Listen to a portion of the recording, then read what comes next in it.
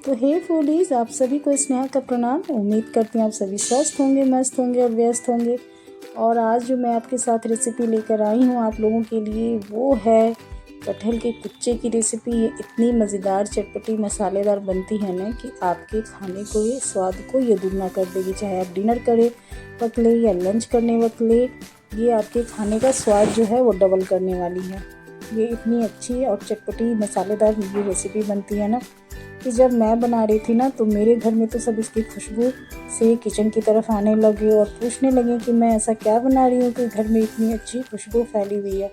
और अभी ये बन के तैयार भी नहीं हुई थी, सब लोग मांग मांग के खाना शुरू कर दिया कि भाई थोड़ा सा टेस्ट करा दो, ये रेसिपी कैसी बनी है जिसकी खुशबू इतनी अच्छी आ रही। तो बिना देरी किए हुए चलिए शुरू करते हैं आज की ये रेसिपी।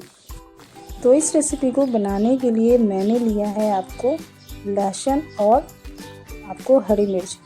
लहसुन मैंने लिया है आपको 2 कटोरी और इतनी ही मैंने आपको हरी मिर्च लिया है, 2 कटोरी ही मैंने आपको हरी मिर्च का इस्तेमाल किया। और मैंने लिया है आपको 1.5 केजी कटहल। जी हाँ, मैं कटहल का कुच्चा बनाने जा रही हूँ। आपने कटहल का अचार बनाया होगा, लेकिन आज मैं कटहल का कुच्चा बना के आपको दिखाने वाली हूँ। तो सबसे पहले तो लहसुन और हरी मिर्च जो है उसको धो के धूप में थोड़ा सुखा देना है ताकि इसका जो पानी है वो अच्छे से सूख जाए। और इधर मैं कटहल को छोटे छोटे पीसेस में कट कर ले रही हूँ। तो आप जैसा भी शेप एंड साइज़ चाहें, क्योंकि इसे तो अंत तक कुचाना ही है, तो इसमें शेप एंड साइज़ मैटर नहीं करता है। और ये जो कटहल का खूंट होता है ना, जो हार्ड पार्ट होता है नीचे की साइड में, उसे हमें हटा देना है, जिसे मैं काटना भूल गई थी। तो अब मैं इसे काट रही हूँ। तो इसे हटा दें, नहीं तो इसके ये ना बहुत कड़ा हार्ड होता है, कड़ा होता है और ये जल्दी सॉफ्ट नहीं होता, सीजता नहीं है। तो इसलिए इसको हटा देना ही अच्छा होता है। और इसका जो टेस्ट होता है ना वो भी बहुत कसैला होता है, तो ये हमारे कुच्चे के स्वाद को ख़राब कर देगा। तो इसलिए इसे हटा देना ही ज़रूरी है। और साथ में हमें इसके बीजों को भी हटा देना है। कटहल के बीज को हटाना ज़रूरी है क्योंकि ये पकना शुरू हो जाते हैं, तो इससे भी हमारी जो कुच्चा मैं तैयार कर रही हूँ वो ख़राब होने का डर है। तो इन बीजों को भी हमें हटा देना है। तो धीरे धीरे सारे कटहल के बीजों को एक एक करके हटा देंगे।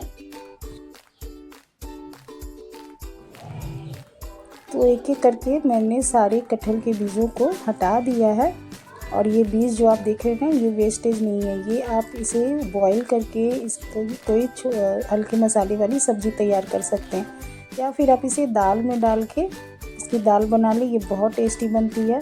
और इधर मैंने कटहल को भी धो के इसे भी धूप दिखा दिया है ताकि इसका भी पानी अच्छे से सूख जाए। क्योंकि अचार बनाने वक्त ना पानी अगर थोड़ा बहुत भी रह जाता है ना, मॉइस्ट रह जाता है, तो अचार ख़राब होने का डर होता है। तो अच्छे से दोनों को सुखा देना है। तब तक मैं इधर मसाले की तैयारी कर ले रही हूँ। तो मैंने लिया है 1 कटोरी आपको पीली सरसों, 1 कटोरी ही मैंने आपको काली वाली राई ली है। और इन दोनों को आपको बिल्कुल लो फ्लेम पे, मीडियम टू लो के बीच में फ्लेम रखेंगे और इन्हें भून लेना। अगर लो फ्लेम ही रहे तो ज़्यादा बेहतर है ताकि आराम से धीरे धीरे सीखे। 7-8 मिनट लगेंगे आपको इनको भूनने में। मैंने 1 कटोरी ही अब धनिया लिया है, जिसे भी बिल्कुल लो फ्लेम पे भूनेंगे। और इसे 3 से 4 मिनट भूनने के बाद इसमें हम ऐड कर देंगे बाकी कुछ मसाले, जिसमें मैंने लिया आपको 2 चम्मच मैंने जीरा, 1.5 चम्मच सौंफ और 1 चम्मच मैंने मेथी दाना लिया। इन सबको भी इसी धनिया में डाल के आपको हमें 2-3 मिनट भूनना है, बिल्कुल लो फ्लेम पे। लो फ्लेम पे चीज़ें धीरे धीरे सीखती हैं तो अच्छे से सीखती हैं। अगर हाई फ्लेम पे अगर हम भुनेंगे तो जल जाता है और अंदर से कच्चा ही रहता है।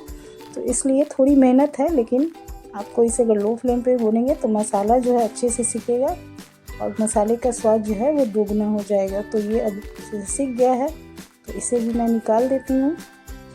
अब मैं आपको इसमें डालूँगी अजवाइन और मंगरेला। तो मैंने अजवाइन भी आपको 2 चम्मच लिया है, मंगरेला मैंने 1 चम्मच लिया, मंगरेला जिसे कलौंजी भी कहते हैं। और इसे हमें सिर्फ 1 से 2 मिनट तक ही भूनना है, सिर्फ इसे गर्म करना, बहुत ज़्यादा इसे हमें नहीं भूनना है। तो ये हल्का जब गर्म होने लगे, भीनी भीनी इसमें से खुशबू आने लगे, तो इसे तुरंत निकाल दें। और अभी इधर ये जब तक मैंने बाकी चीज़ों को भुना था तो ये ठंडे हो गए थे। तो इसे मैंने मिक्स कर लिया है। अब इसे मैं पीस लेती हूँ। आप चाहें तो खलबट्टे में भी इसे कूट सकते हैं। और इसका ना हमें बहुत बारीक पेस्ट नहीं मतलब पाउडर नहीं बनाना है। इसे हमें दरदरा ही आपको रखना है, बहुत दरदरा नहीं, मतलब इस हल्का सा इसमें दरदरापन रहना चाहिए, तभी अचार का फ्लेवर जो है वो बहुत अच्छा आता है।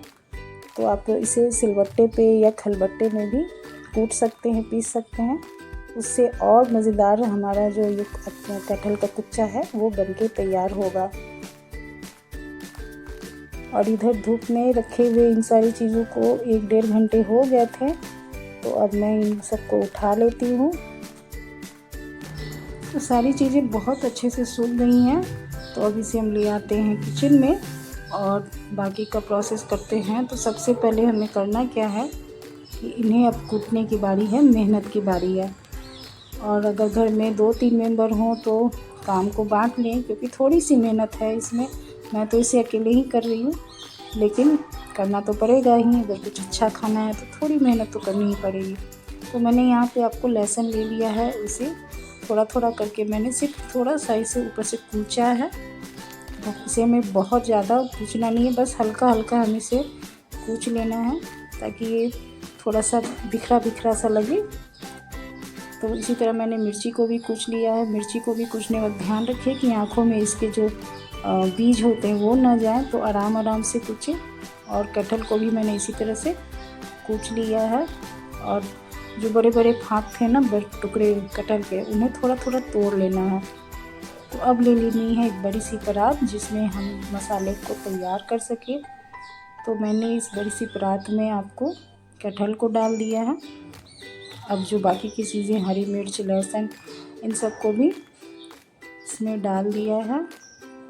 अब इसको थोड़ा सा हम फैला देंगे ताकि मसाले जब हम इसमें डालें तो उसके लिए थोड़ी सी जगह बन जाए। तो सारी चीज़ों को थोड़ा थोड़ा चारों तरफ परात में फैला दें। अब सबसे पहले हम इसमें डालेंगे वो जो भुने हुए मसाले पीस लिया था हमने, वो डालेंगे। अब मैं इसमें डाल रही हूँ आधी कटोरी तीखी वाली लाल मिर्च और 5 से 6 चम्मच मैंने इसमें आपको हल्दी डाला है। ज़रूरत पड़ने पे और ऐड कर देना है। अब मैं इसमें डाल रही हूँ रंगत के लिए काश्मीरी लाल मिर्च। इससे अचार का जो कलर है ना वो बहुत अच्छा आएगा। अब मैं इसमें डाल रही हूँ आपको आधी कटोरी ही काला नमक और आधी कटोरी ही मैं सफ़ेद नमक यूज़ कर रही हूँ। और अब मैं डाल रही हूँ अजवाइन मंगरेला को जो मैंने भून के रखा था। और 2 चम्मच मैं अब इसमें सौंफ डाल रही हूँ। सौंफ को बिना भुने में डाल रही हूँ, इससे अचार में फ्लेवर बहुत अच्छा आएगा। अब मैं इसमें डाला मैंने आपको अमचूर पाउडर 25 ग्राम मैंने अभी अमचूर पाउडर डाला है, ताकि जो ज़्यादा कहीं खट्टा ना हो जाए। ज़रूरत पड़ने पे मैं इसमें और अमचूर पाउडर ऐड करूँगी। और 750 ग्राम 750 ग्राम मैंने इसमें आपको तेल डाला है। 750 ग्राम इसमें हमें तेल डालना है ताकि जो मसाला है अच्छे से इसमें कोट हो जाए। और तेल जो है वो प्रिजर्वेटिव का काम करता है, तो तेल जितना अचार में जाएगा ना उतना जो अचार है मतलब सालों तक चलता है। तो मसाले और तेल का ये कॉम्बिनेशन जो है, इसी वजह से अचार हमारे सालों साल चल जाते हैं। तो तेल मैंने अभी आपको लगभग 750 ग्राम डाला है। और आप देखिए इन्हें मिक्स कर देना है धीरे धीरे। तो परात को मैंने घुमाते हुए चारों तरफ से इसे अच्छे से मिक्स कर दिया है। और अब बारी आती है इसे धूप में रखने की। हमारा मसाला अच्छे से मिक्स हो गया है, तो इसे हम कम से कम 2-3 दिन तक इसे धूप में दिखाएंगे। और बीच बीच में इसे चलाते भी रहना, ताकि नीचे वाली जो अचार है, कुच्चा है, उसे भी धूप लगे। तो आधे 1 घंटे के बीच में आके हमें इसे फिर से ऊपर से नीचे तक चला देना है घुमा घुमा के। तो ये मैं इसे कम से कम 2-3 दिन तक इसी परात में इसे अच्छे से सुखाऊंगी। और अभी आपको बिल्कुल तेल नहीं दिख रहा है ना, लेकिन 2-3 घंटे की धूप के बाद में इसमें आपको तेल दिखने लगेगा, जैसा कि अभी आपको दिख रहा है।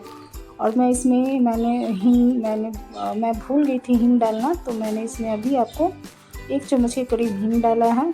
और इसे भी अच्छे से मिक्स कर दें। और 2-3 दिन हो गए थे ना, तो अब अचार हमारा अच्छे से पक गया है। मसाले की खुशबू बहुत अच्छी आ रही है अचार में से।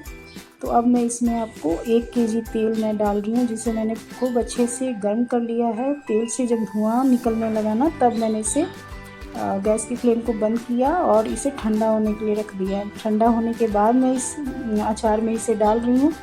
और खटाई थोड़ी कम लग रही थी तो मैंने 25 ग्राम आपको खटाई अमचूर पाउडर जो है इसमें और डाला है। और नमक जो है वो बहुत अच्छा था, नमक में कमी नहीं थी, नमक का स्वाद जो है वो बहुत अच्छा था, इसलिए ऊपर से नमक ऐड करने की ज़रूरत नहीं पड़ी। तो उम्मीद करती हूँ मेरी ये कटहल के कुच्चे की रेसिपी आप सबको बहुत पसंद आए। एक बार आप इस तरीके से ज़रूर इस रेसिपी को, कटहल के कुच्चे की रेसिपी बनाएं। अभी कटहल का मौसम है, आराम से बाज़ार में कटहल मिल जा रहा है, तो आप ज़रूर ट्राई करें इस अचार को। आपको बहुत पसंद आने वाली है, आपके घर वालों को ज़रूर पसंद आएगी। और इसे अगर आपने किसी मर्तबान में डाल दिया है ना, तो कम से कम 8 से 10 दिनों पे इसे धूप ज़रूर दिखाएं। जितना इसे धूप लगेगा ना, अचार हमारी उतनी दिन ही टिकी रहेगी, उतनी ही सालों साल चलेगी।